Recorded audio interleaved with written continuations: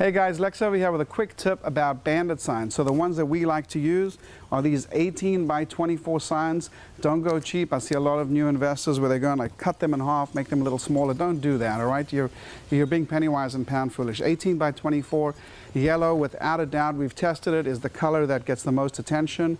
So you can do two things with a sign, all right? On the blank sign, then what you can do is you can take a property for sale. For example, I'm standing in front of a property. If I wanted to wholesale this property, I would just say 3-2 for sale, whatever. The price is $110,000 and a phone number. And I suggest you have a tracking number so that when they call that number, you know where it came from. Like, you know, it came off a Bandit sign in a specific neighborhood.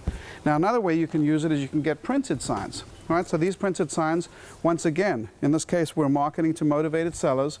We've got a phone number that's linked up with tracking. So we're using a system with CallRail to track the phone number. So I can know that this Bandit sign in that specific town, that when that phone rang, I know where it came from, right? So when that phone number rings, it'll actually tell me in my system that this is a Bandit sign. In this case, this is St. Lucie County. So I'll see Bandit sign, St. Lucie County. I'll know where the call came from. So just a little tip for you guys. When you get a property, if you're a wholesaler, you get a property under contract, use a blank sign and put the info and put it in the neighborhood where you have the property and flush out cash buyers, right?